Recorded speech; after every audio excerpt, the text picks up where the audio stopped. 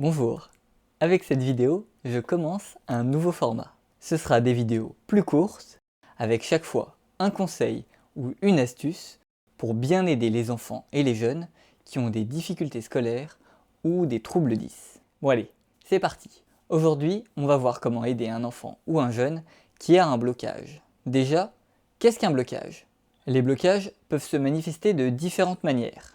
Les plus flagrants sont lorsque l'enfant refuse catégoriquement de faire une tâche. Ça peut être écrire, lire ou faire des maths. Mais en réalité, ces blocages sont loin d'être les plus répandus. Le plus souvent, les enfants acceptent de faire le travail qui leur est demandé, même s'ils sont convaincus qu'ils sont nuls. Et malgré toute leur bonne volonté, ils ne réussissent pas, même des tâches qui paraissent très faciles. Souvent, on va mettre ces difficultés sur le compte d'une dyslexie, d'une dysgraphie, d'une dysorthographie, d'une dyscalculie ou d'un trouble des fonctions exécutives. Mais dans une bonne partie des cas, cette difficulté a une origine psychologique. Et donc, la solution doit être, au moins en partie, psychologique.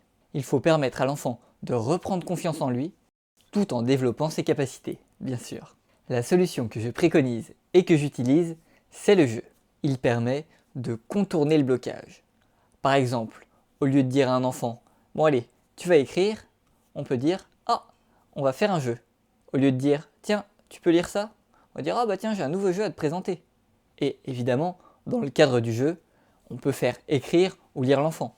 Mais il faut que ce soit une activité qui passe au second plan. Il faut ensuite, bien entendu, que le jeu fait par l'enfant soit à son niveau. On ne doit pas lui faire faire quelque chose de trop difficile. Il doit être capable de réussir. C'est indispensable et c'est cela qui lui redonnera confiance. Aussi, il faut que le jeu soit efficace, c'est-à-dire qu'il doit permettre à l'enfant de travailler sur la tâche précise qu'il a besoin de travailler. Par exemple, si l'enfant a un blocage avec l'écriture, l'objectif est de le faire écrire de manière détournée dans le cadre d'un jeu afin qu'il progresse en écriture. Vous pouvez utiliser le jeu du blablabla pour que l'enfant crée et écrive des petites histoires amusantes. Et au début, vous pouvez écrire une phrase sur deux, une fois l'enfant, une fois vous, pour que l'histoire avance plus vite et que ça garde l'enfant motivé. Une fois que l'enfant sera capable d'écrire mieux et qu'il se sera rendu compte que l'écriture n'est pas aussi difficile ni horrible qu'il le pensait, alors le blocage sera levé. Bien sûr, ça peut prendre du temps, et en général, ça prend du temps. Mais c'est super important, parce que les blocages peuvent perdurer toute la vie si on ne fait rien pour les lever. Donc soyez créatifs et n'oubliez pas de jouer.